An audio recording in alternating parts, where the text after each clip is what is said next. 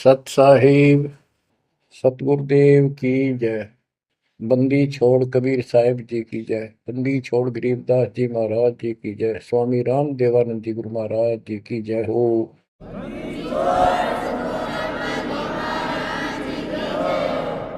सर्व संतों की जय, सर्व भक्तों की जय, धर्मी पुरुषों की जय।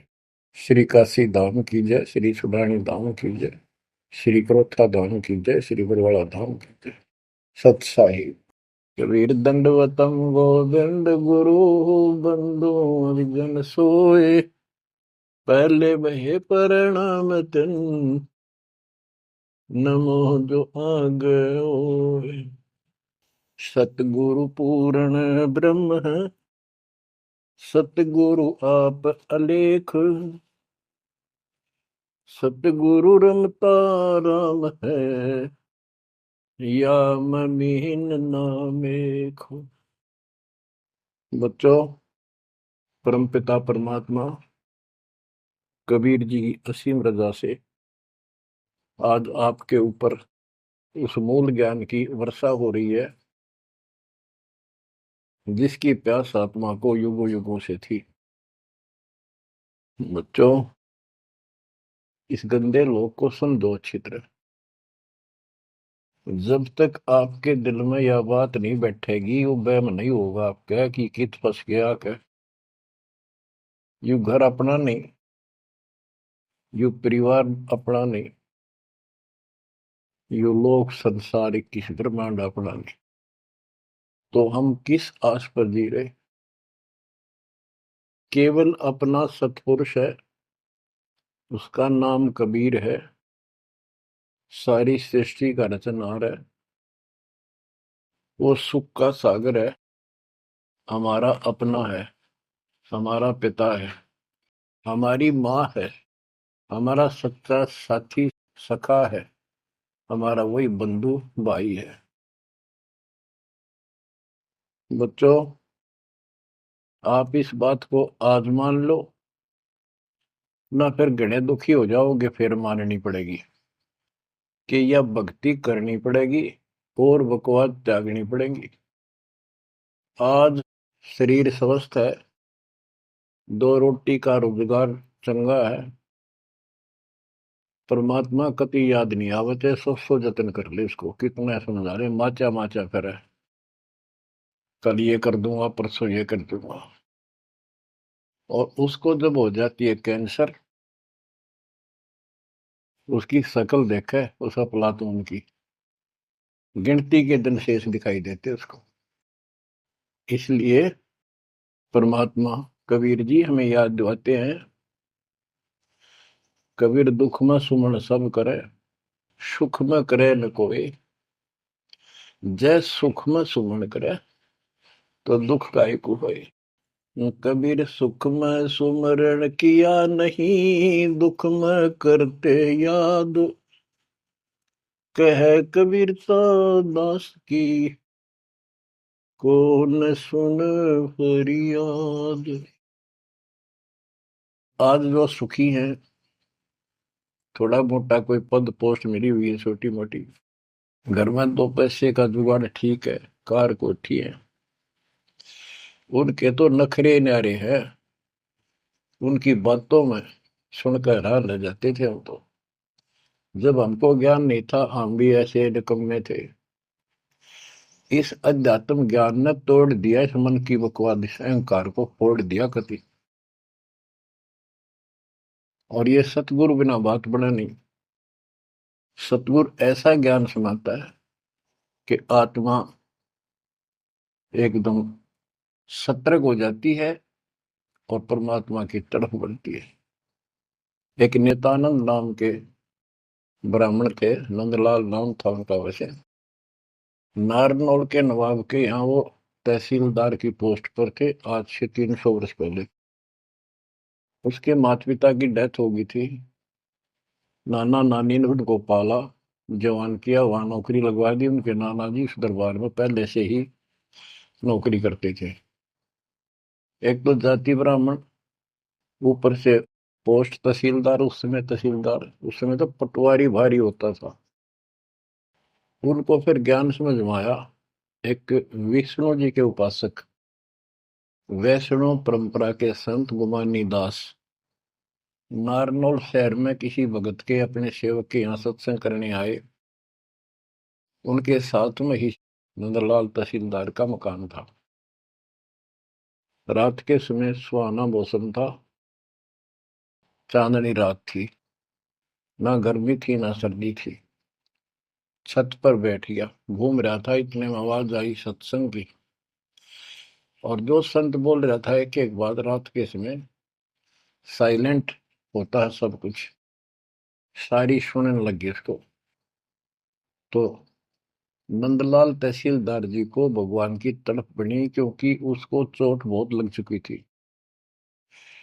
बचपन से माता पिता की डेथ होगी, अनाथ हो गया था। तो ऐसे दुख से गुजरे हुए व्यक्ति को शीघ्र समझ में आ जाती है ये बातें। उसको तड़प बनी, ये संसार कुछ नहीं। आपको सत्संग के कुछ अंश सुनाता हूं पहले। ये संत जो हैं वाणी तो कबीर साहब की गाते हैं और मार्ग काल का बताते हैं। वाणी ऐसी गजब की है, खींच लेती है आत्मा को, चुंबक जैसे लोहे को खींचता। लेकिन ये कलम गलत चढ़ाते हैं, इनके पास वो संपूर्ण दीक्षा नहीं। बात यहां बिगड़ गई और काल ने पूरा लाभ उठा रखा मालिक की अट्रैक्टिव वाणी का। मन तू चल रे सुख के सागर, जा शब्द सिंधु रत्नागर। कोटि जन्म तन भर मत होगे, कुछ नहीं हाथ लगा रे। कुकर शुकर खर बया गोरे, कौवा हंस बुगारे। मन तू चल रे सुख के सागर, जा शब्द सिंधु रत्नागर। कोटि जन्म तू राजा की ना, मिटी न मन की आशा। भिक्षुक होकर दर दर अंडा, फिर मिला न निर्गुण रसा। मन तू चल रे सुख के सागर, जा शब्द सिंधु रत्नागर। इंद्र कुबेर ईश की पदवी, ब्रह्मावण धर्मराया। विष्णुनाथ के पुर को जाके, फिर भी उल्टा आया। मन तू चल रे सुख के सागर, जा शब्द सिंधु रत्नागर। असंख्य जन्म तन मरत्या होगे, जीवित क्यों न मरे रे। असंख्य जन्म तो है मरता होगे, जीवित क्यों न मरे रे। द्वादश धर्म दे मैल मठ बोरे, बहुर न दे धर रे। मन तू चल रे सुख के सागर, जा शब्द सिंधु रत्नागर। दो जग भिष्ट सभी तह देखे, राजपाट के रसिया। तीन लोक से तरपति नाही, यो मन भोगी खसिया। मन तू चल रे सुख के सागर, जा शब्द सिंधु रत्नागर। सतगुरु मिले तो इच्छा मिटे, पद मिल पदे समान। सतगुरु मिले तो इच्छा मिटे, पद मिल पदे समान। चल हंसा उस लोक पठाऊं, जो आदि अमर अस्थाना। मन तू चल रे सुख के सागर, जा शब्द सिंधु रत्नागर। चार मुक्ति जा चंपी करती, माया हो रही दासी। चार मुक्ति जा चंपी करती, माया हो रही दासी, दास गरीब अभय पद पर से, मिल राम अविनाशी मन तू, चल रे सुख के सागर जा, शब्द सिंधु रत्नागर। सत्संग में बताया गया कि कोटि जन्म तन भ्रमित हो गए, जन्मते मृत्यु को, और कुछ नहीं हाथ लगा रे, कुकर कुत्ता, शुक्र सुअर खरगदा, कौवा और उगला, ये सभी यानी 84 लाख प्रकार के प्राणियों की योनियां शरीर में तुमने दुख उठाए। इस संसार में सुख नाम की चीज जीव को नहीं है। कोट जन्म तन भ्रमित हो गए, कुछ नहीं हाथ लगा रे। आज सेठ है, सारा कुछ धन है, कार कोठी है, और समय आ गया जान का, सेकंड भी ना लागण दे, एक सेकंड तुरंत उठा कर यम के दूत पटक देंगे धर्मराज के आगे। अब के हाथ लग गया, सारा जीवन खो दिया, कति कर्म बिगाड़ लिए, और आगे पल्ला झाड़ के जा खड़ा अपना बाग। ये सपना टूटते सारी बात समझ में आ जाती, सारा सोपन था यो, ना कोई बेटा अपना था, ना कोई बेटी अपनी थी, ना या कार, ना कोठी अपनी थी। अपना जो काम था वो तो स्टार्ट भी ना किया मूर्खा। बच्चों वहां बहुत बार रो लिया हम जाकर। जब भी मनुष्य जीवन मिला हम वायदा करके आते थे भगवान से, हे परमात्मा इब का दया कर दो, मनुष्य जीवन की कभी गलती नहीं करूंगा, करेंगे करूंगी, भक्ति करेंगे, मालिक को याद रखेंगे, रोटी के लिए काम भी करेंगे, तेरी भूल नहीं होगी दाता, कति कसम खाते। वचन भर के कान पकड़ के नाक रगड़काते वहां से प्राणी, और यहाँ ते ये काल इनको ऐसा अचेत कर देता है, नए सिरे से सिखाना पड़ता, ये बेटा या चाचा यू काका था उतरा था ही मौसरी, ये गिलास यू चमचा या थाली या गिलास यू कटोरा, ये शुरू तो पढ़ानी पड़ती है, कति सारा बुला देता है, इतना जुल्म कर रखा हमारे साथ। इस अज्ञान को आके सतगुरु कबीर भगवान सतगुरु रूप में आते हैं, वो इस अंधेरे को अपने वचनों के माध्यम से हटाते हैं। अब बच्चों मन नेकी कर ले, 2 दिन का मेहमान, मन नेकी कर ले। परमात्मा हमारे सामने खड़े होकर रोया करते हमने, किसी तरह तो समझ लो तुम। ये शब्द इसलिए सुनाया करते कि इस आवाज प्यारी आवाज दाता की खींच ले पशु पक्षियों को भी, और इस वाणी में कसक। तो बच्चों परमात्मा कहीं भी खड़े हो जाते थे किसी गांव नगर में जाके, और उनको वाणी सुनाते थे, क्योंकि हम कान का विषय भी हमारे अंदर है विकार।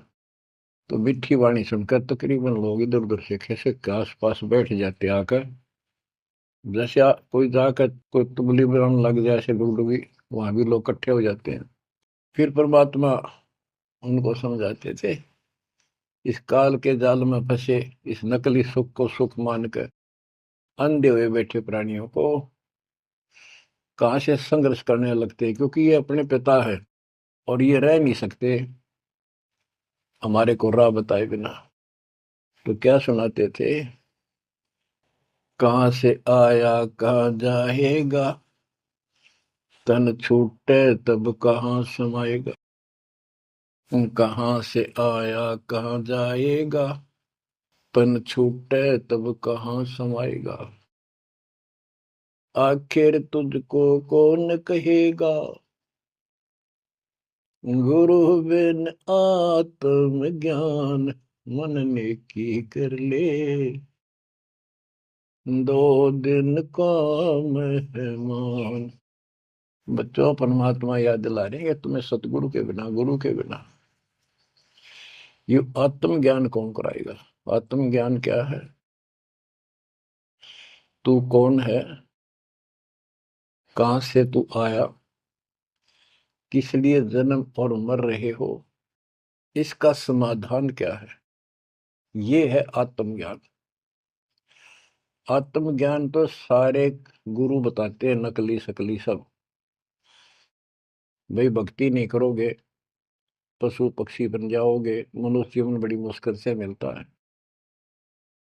ये सारा कुछ परमात्मा का बताया ज्ञान बताकर आखिर में काल के खुट्टे बांध देते हैं।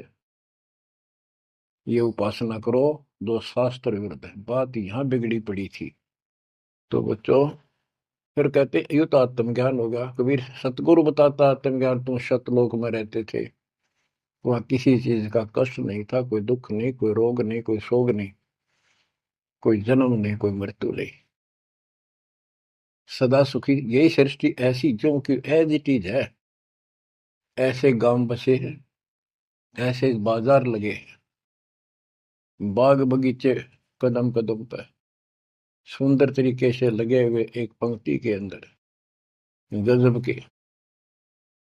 और उसको छोड़ के तुम इस काल के जाल में फंस गए।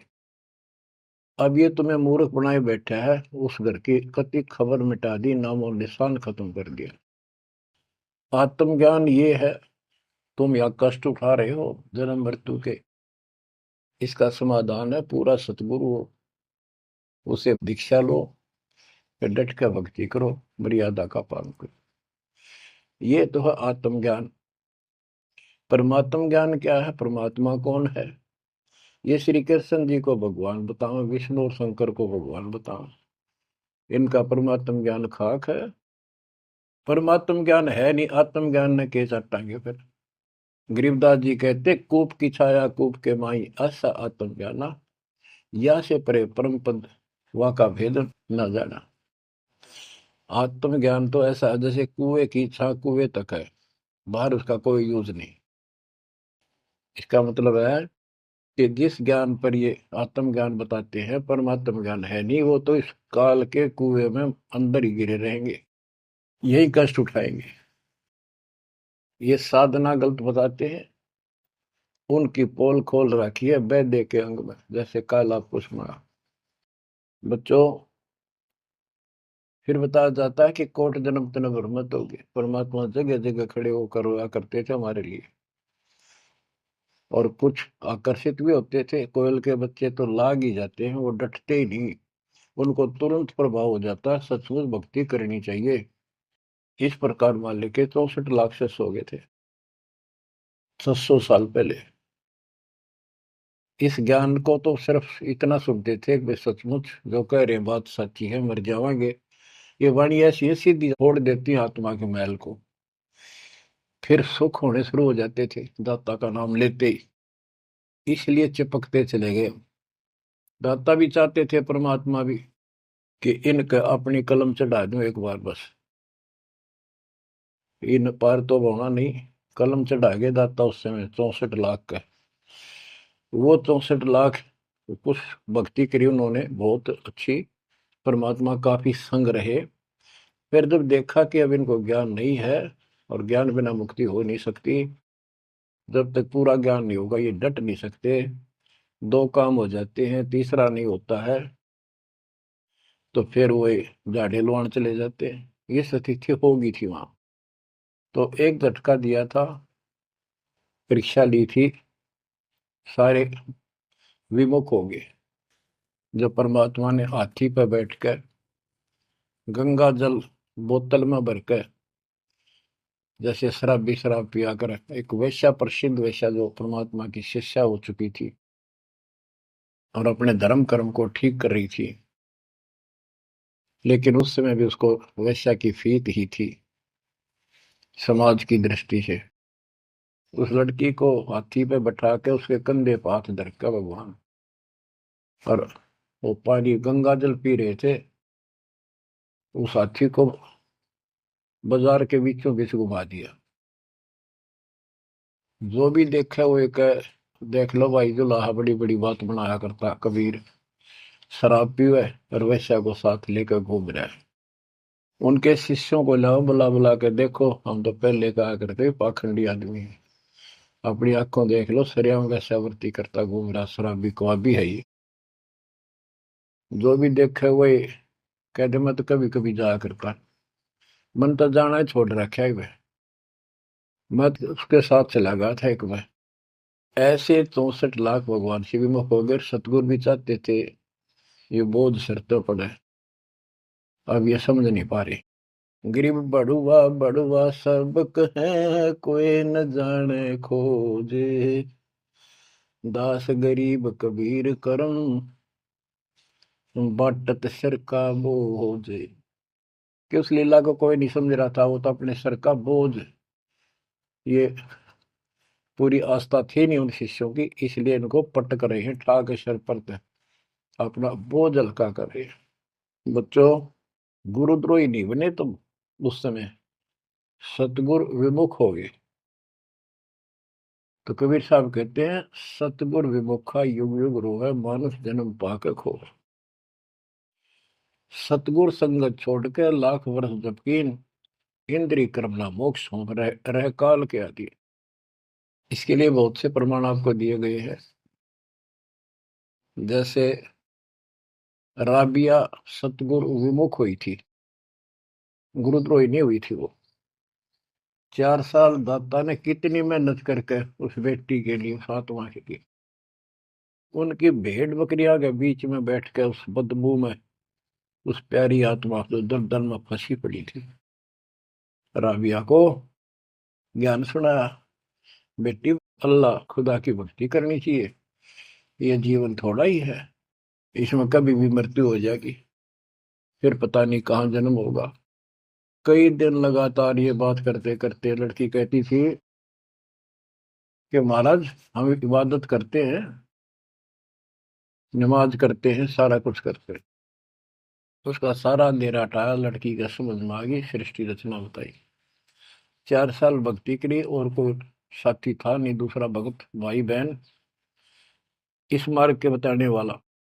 समाज के प्रभाव से परमात्मा वाली सत साधना छोड़ दी, क्योंकि सत्संग ना सुनने से इस तरह मैल आवेगा, ये भूल जरूर पड़ जाती है, क्योंकि गलत बताने वाले तो सारा समाज, सारा वही साधना सब कर रहे थे,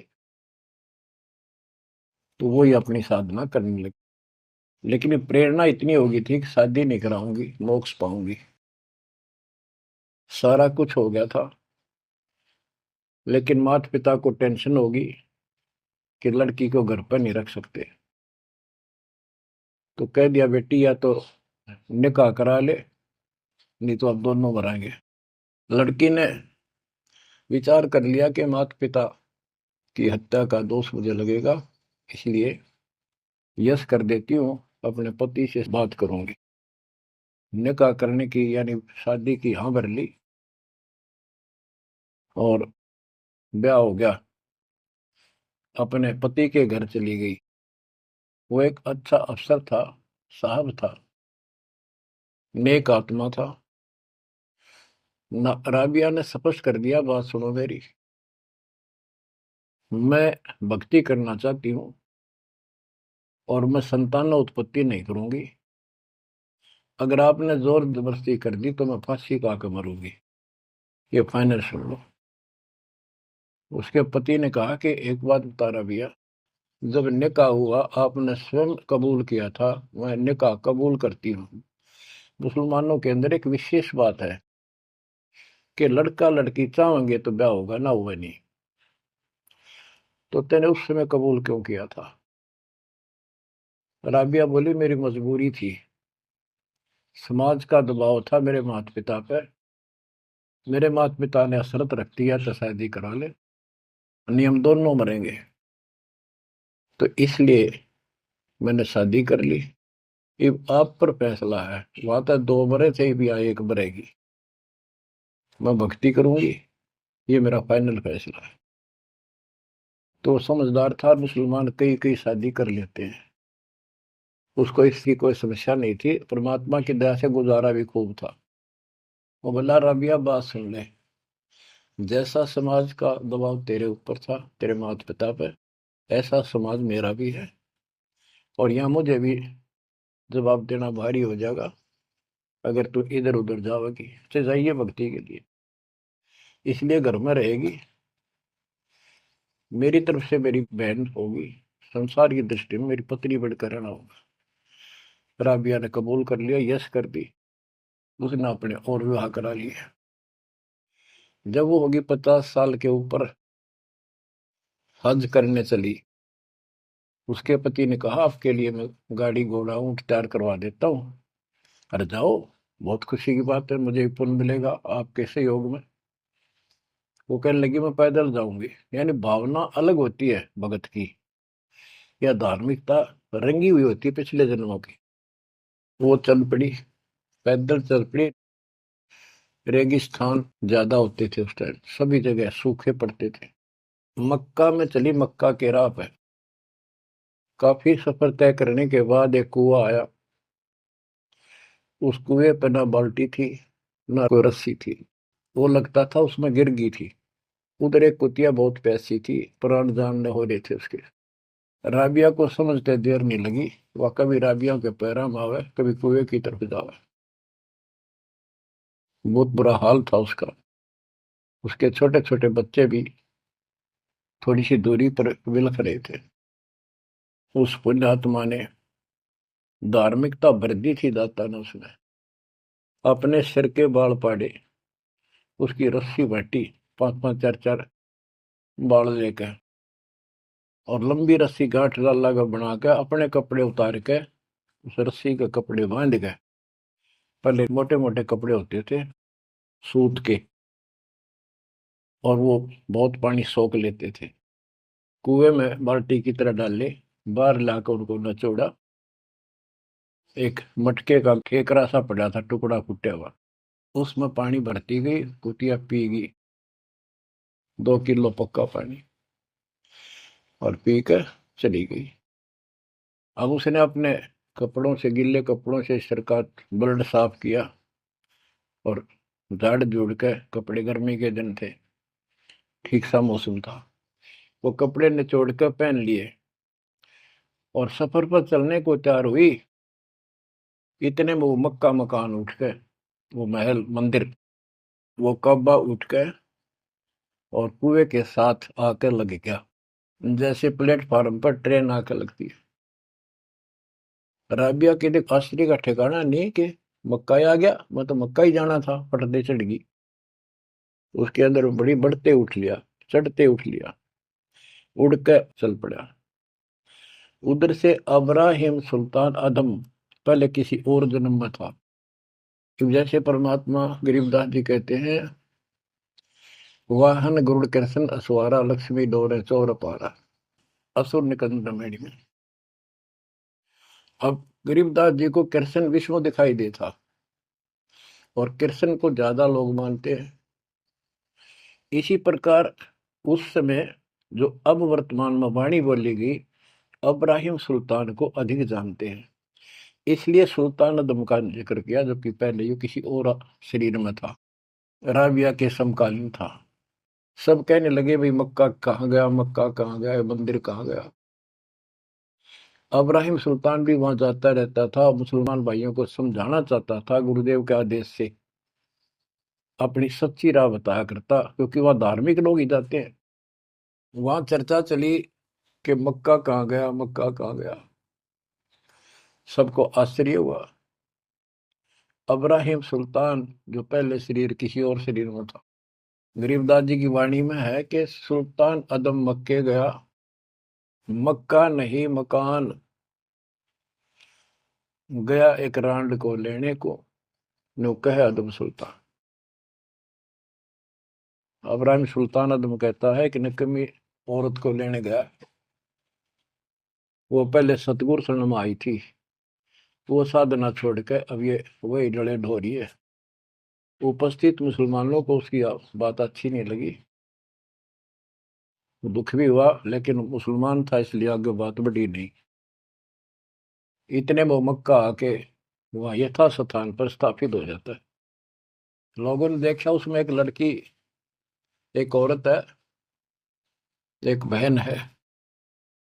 नाम पता करा तो पता चला ये ऐसे ऐसे इसका राबी नाम है। सारे मुसलमान समाज में ये हो गया भाई, भक्ति हो तो राबी जैसी, अल्लाह को खुश कर लिया, इसको तो जन्नत मिले ही मिलेगी। अगला जन्म उसका एक बांसुरी नाम की लड़की का हुआ। परमात्मा जो उसको चार्ज कर गए थे, वो परमात्मा की चाह उसके अंदर फिर भी तड़प रही थी।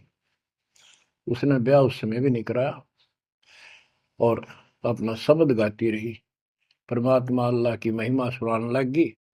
और बंसुरी रूप में बाद 50 साल से ऊपर होगी, हज करने गई। तो उसको ये ज्ञान हो गया था, क्यों परमात्मा की धार्मिक बातें डेली गाती और सुनती थी, कि जो मक्का में मरता है उसको सीधी जन्नत मिलती है, स्वर्ग, बहिश्त। तो उसने सोचा ये शरीर तो एक दिन जाएगा, और कहते मक्का में मृत्यु होगी तो जन्नत मिलेगी, जन्नत के लिए सब कुछ किया जा रहा है। उसने वही गर्दन काट दी अपने हाथ तो तलवार मार के। सब कहने हो गया भाई, बांसुरी तो गई स्वर्ग में। बांसुरी ने कुर्बानी दे दी और जन्नत में गई। अगला जन्म उस फातिमा का कर्महीन का वैश्या का बना। 2 जन्म कति ब्रह्मचर्य के पालन कर लिए, आखिर में सारी कसर काट दी काल ने। परमात्मा कहते काल के षड्यंत्र को तुम तक ये समझोगे, ब्रह्मा विष्णु महेश अभी तक नहीं समझ पाए। फिर दया करी दाता ने, वो गंदा नरक भोग के वह फिर मरी। एक शेख तकी नाम का सिकंदर लोधी राजा का धार्मिक गुरु था, और ये भी कहते हैं वो उनका एक प्रधानमंत्री भी था। जो भी उसके घर जन्म हुआ, उसका 12-13 वर्ष की होकर वह मर गई, कब्र में दबा दिया गया। एक दिन परमात्मा ने ऐसी लीला करी, क्योंकि सोचल छिद्र मैं करूं अपने जन के काज, काम तो उनका था सारा उस बेटी के लिए। शेख तकी के ने जब सारे हथकंडे अपना लिए, कबीर साहब आयरा नहीं, मुर्दे जिंदे कर दिए। उसने कहा वो तो सदमे में था, कमाल, रामानंद जादू जंतर ते जिंदा कर दिया। जब जानू मेरी बेटी कब्र में दब रही है, उसको जिंदा कर दे। कई दिन हो गए, 15-16 दिन हो गए। परमात्मा ने कहा ठीक है भाई, सब इकट्ठे कर लो। मुनादी करा दी, उसने खुद करा दी, कहा जिसकी पोल खुलेगी। परमात्मा ने समय बता दिया, उस दिन करूंगा जिंदा। हजारों आदमी सिकंदर लोधी शेख तकी कब्र फुड़वा दी, वहां इकट्ठे हुए। कब्र फुड़वा दी, लड़की का शरीर था। तो परमात्मा ने कहा शेख तकी तू कोशिश कर ले, कदे 5-6 नंबर बनावे। और कहे या सदमे में थी। दूसरे बोले जी अगर ये इस तरह कुछ इल्म होता, अपनी बेटी ने कौन कब्र में दब मिट्टी में, आप दया करो। कबीर साहब ने कहा हे शेख तकी की बेटी जीवित हो जा, नहीं हुई। दूसरी बार कहा यही, नहीं हुई। शेख तकी ने बगड़ा पा दिया, नाचन लग गया कि डोंगी की पोल खुल गई, देख लो। कहूं था ना मैं, कभी मुर्दे जिंदे होते हैं, ये तो कयामत के समय होते हैं। तब परमात्मा बोला डट जा बंडेले, रुक। तब कहा हे कबीर की बेटी, आत्मा जहां भी है वापस आ, शरीर में प्रवेश कर बेटी, और बाहर आ। इतना ही कहा था, शरीर में कंपन हुई, लड़की उठी, मालिक के चरणों में आके दंडोत प्रणाम किया, और खड़ी होकर 1.5 घंटे अपने पिछले कर्म, वो पाप बकवाद गलती सारी दोहरा दी, और अपने भगवान के साथ चली गई। परमात्मा ने कहा जा बेटी, अपने पिता के साथ, शेख तकी के साथ। लड़की बोली मेरा बाप आप हो। इनका तो इतना संस्कार था, इन दाब दी माटी में। अब इनका मेरा कोई संस्कार नहीं था, आगे मेरा पशु जुन्नी में जाने का नंबर था। और ये भगवान वहां गए, धर्मराज के दरबार से मुझे बाई फोर्स लाए। तो बच्चों कहते हैं गोरख से ज्ञानी गणे सुखते जति जिहान, सीता सी वो वारिया दूर संत स्थान। ये बड़े बड़े लतीफेदार भाषण करते हैं, सत्संग सुनाते हैं। कहते हैं बीजक की बात आके बीजक नाही हाथ, पृथ्वी डोबड़ उतर रही है कह मीठी बात। बच्चों प्रसंग चल रहा था सत्संग का, सतगुरु विमुखा योगी गुरु है। तो इसी प्रकार हम सतगुरु विमुखा हुए जब आज तक रो रहे हैं। हमारे वो कुछ भक्ति करा कर चार्ज कर गए थे, जिस कारण से अपने को मनुष्य जीवन मिलते हुए आ रहे हैं और भक्ति की चाह भी है। यह गलती फिर न दोहराई। अब नित्यानंद का जो प्रसंग था उस पर आता हूँ। और सत्संग चला के कोट जन्म तन भ्रमत हो गए, कुछ नहीं हाथ लगा रे, कुकर शुकर खरब्याब हो रहे, कौ वाहन सुगा रे, कोटि जन्म राजा की ना। महावीर जैन जैन धर्म के 24वें तीर्थंकर राजा बने, महाराजा बने, स्वर्ग में देव बने, फिर कुत्ते गधे शोर बने। खाक है फिर के चाटव देव पद न जो गदाय बन गया आखिर। इंद्र कुबेर इसकी पदवी, श्री ब्रह्मा विष्णु महेश के पद पा चुके हो आप। इंद्र तक की पदवी पाई है और फिर यहीं भटक रहे हैं। दो जग भीष्ट सभी तय देखे, स्वर्ग नरक सभी धक्के खा चुके हो, भटक चुके हो। राजपाट के रसिया, तीन लोक से संतुष्टि नहीं है, ये मनभोगी खसिया। कोई एमएलए बन जाए, सरपंच बने, मन में आता चेयरमैन बनो। चेयरमैन भी बन जाता है, वे एमएलए में बात बने। मर पड़ का एमएलए कभी बन जाता है तो सोचा मंत्री बनो जब बात बने। एमएलए में कोई नहीं पूछता। मंत्री यूं सोचता है चल तो मुख्यमंत्री गया, हम तो टाइम पास कर रहे हैं। मुख्यमंत्री बनने के बाद उसकी तड़प हो जाती है प्रधानमंत्री बनूं तो बात बने। वो बनेगा कि ना बनेगा, इतना मृत्यु हो जाएगी, फिर गधा बनेगा। बच्चों तीन लोग से तरपतना ये मन भोगी खसिया। सतगुर मिले तो इच्छा मिटे, पद मिल पदे समाना, चल हंसा उस लोक पठाऊं जो आदि अमर स्थान। के सतगुर मिलेगा तो इन बकवादों से मन हटाएगा और कहेगा चल हंसा उस लोक पठाऊं जहां कभी मृत्यु नहीं होती। चार मुक्ति जहां चंपी करती, माया हो रही दासी। यहाँ चार मुक्ति प्रमुख मानी गई है और ये थोड़े समय की होती है। जैसे शालोक, जिस देवता की भक्ति करे उस देवता के लोक में चला जाएगा। शारूप, उस देवता का रूप जैसा बना के वहां रहेगा। सामीप्य, उस अपने देवता के साथ समीप रहेगा। तो इस प्रकार की चार मुक्तियां, लेकिन रहेंगे कितने दिन, उसका समय सीमित होता है। वो चारों मुक्ति भी नष्ट होती है, वो भी हाथ से चली जाती है, फिर कुत्ता गधा सुअर बनता है और वहां सदा रहेंगी ये सतलोक में। हाय हाय। चार मुक्ति जा चंपी करती, माया हो रही दासी, दास गरीब अब पद पर से, मिले राम अविनाशी। के चार मुक्ति जा चंपी करती, यानी चरणों में पड़ी रहेंगी, सदा के लिए भगवान के साथ रहेंगे। और इस धन संपत्ति की वहां कमी नहीं, भरे पड़े हैं खजाने आपके। दास गरीब अब है पद पर से, वहां कभी भय नहीं किसी चीज का, मौत का भय नहीं। सबसे बड़ा डर यहाँ मौत का है, वो जाते खत्म होगा। दास गरीब अभय पद पर से, मिले राम अविनाशी। ब्रह्मा विष्णु महेश नासवान, ब्रह्म नासवान सरपुरुष, अक्षर पुरुष ये नासवान, देवी नासवान और देवताओं की जिक्र के करूं। गीता प्रमाण देती है दूसरे अध्याय के 12वें श्लोक में, चौथे अध्याय के 5वें श्लोक में और 9 में और 10वें के 2 में। गीता बोलने वाला इनका ब्रह्म कहता है काल कि तेरे मेरे बहुत जन्म हो चुके अर्जुन, तू नहीं जानता, मैं जानता हूं, आगे भी होंगे। मेरी उत्पत्ति हुई है, ये देवता नहीं जानते।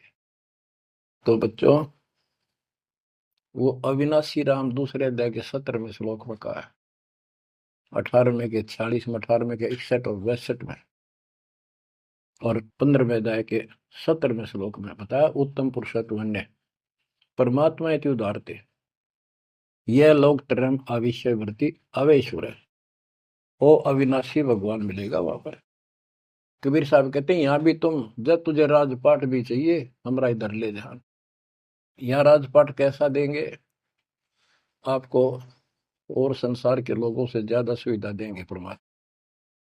और कहते हैं जिसके मन में परमात्मा की भक्ति है तो फिर के इंद्र का राज, उसको कभी नफरत हो जाती है उस राज से तो महाराजा बन जाता है। और यहाँ सुख देंगे परमात्मा, कहते हैं माया दासी भगत की संत की, उभे दे आशीष, बरती और लातों छड़ी, सुमर सुमर जगदीश।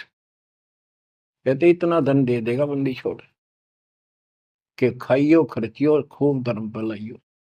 माया दासी संत की उभय दे आशीष, दोनों तरफ से आशीर्वाद देगी। खाओ खर्चो और दान करो। और बरती और लातों छड़ी, कबीर साहब कहते हैं सुमर सुमर जगदीश। सुमर कौन सा जगदीश, सच्चा नाम, सच्ची भक्ति, सतपुरुष कबीर साहब की भक्ति कर करके। अब नित्यानंद ये सारा सत्संग सुन रहा था, ये क्या करते हैं, बात तो सुनाओ सतलोक के मिलती जुलती, अध्यात्म ज्ञान भक्ति विष्णु तक की। अब नंदलाल पंडित जी ऊपर से तहसीलदार, 2 मरोड़ इकट्ठी। उसने सोचा यहां जाऊंगा संत के पास तो नगरी के लोग क्या कहेंगे, ब्राह्मण और तहसीलदार या किसी के घर में आकर संत के चरणों पड़ा। काल ने तक कई रास्ते रोक रखे हैं। तो उसको पता चला कि महात्मा का डेरा है यहाँ नारनौल से 2 किलोमीटर दूरी पे। संत चले गए। अगले दिन, उस दिन तक खूब विचार किया। सुबह सुबह घोड़े पर बैठ कर, जो सरकार की तरफ से मिलता था उनको, आश्रम में चला। संत जी शर्त को उस तरह फिरवा रखा था और सुबह सुबह इजी मूड में घूमने के लिए उसी रास्ते आ रहे थे जिस रास्ते वो नंदलाल जा रहा था तहसीलदार जी। अब ये ब्राह्मण उस टाइम सारे सोन को सोन घड़ी मान्या करते। उसने सोचे देख यो मन उस बाल कटवा के आगे आ गया मेरे, और मैं कितना अनमोल काम करना चाहूँ था, आज गुरु बनाना चाहूँ था, अपने जीवन का सौदा करना था, यो कसोन हो गया, कुसोन अपलक्षण हो गया। तो उसने अपने मन में सोच लिया इसके टोले मार दे 2 शर्मा उंगली, यो कसोन मिट जाएगा। हम भी पहले क्या करते ना, बच्चे थे जब, के झूठ बोला पाप लगेगा, न बोला उंगली पर उंगली धर कर बोली थी, कोई ना लगा पाप। ये अपनी बनावटी बातें थी, उंगली पर उंगली चढ़ा ली थी इसलिए पाप ना लग गया कर। तो उसने इस दृष्टिकोण से उस महात्मा का शर्म ने उल्टी उंगली के टोले मारे 3-4 और बोला, रनर भाग मनहूस, तना आज मेरा गाना था, आज मैं गुरु बनाने जा रहा था, अपना जीवन का सौदा करूंगा। अब वो संत जी हैरान रह गया, पढ़ा लिखा दिखे, घोड़े पर सवार कोई अफसर होगा और ऐसा व्यवहार कर दिया। अच्छा उस्ताद, संतों के साथ ऐसे व्यवहार करनी बहुत मिला करें, ज्यादा माइंड नहीं करते हो। चला गया। आश्रम में पहुंचा तो घोड़ा पर उतर कर एक वृक्ष के बांध दिया। तो भगत वहां उपस्थित थे, वो आए, भाई बड़ा अफसर आ रहा है कोई।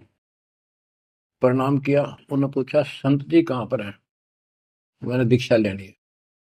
वो बोले जाओ बैठो, आदर से बैठा दिया। जहाँ आसन लग रहा था उसका आगे बोरी ही बिछा रखी थी कि बैठ जाओ, स्नान करके ही पाओगे, घूमन फिरन जा रहे हैं, सैर करके नहा कर ही आ जाए। आधे घंटे में घूम फिर कर नहा कर महात्मा जी आसन पाए। सामने घोड़ा बंधा दिखा और वो आदमी बैठा दिखा और देख लिया ये तो महात्मा जी थे, तेने बहुत बड़ी गलती कर दी पापी आत्मा, ये भी धमका होगा और तेने भगा होगा। नीची गर्दन कर ली। अब नंदलाल तो शर्म के मारे गिर गए, नीची गर्दन कर ली। महात्मा जी भी समझ गए गुमानी दास के आदमी शर्मा गया। उसने कहा श्रीमान जी आप गुरु बनाने आए हो, इसमें कोई परेशान होने की बात नहीं है।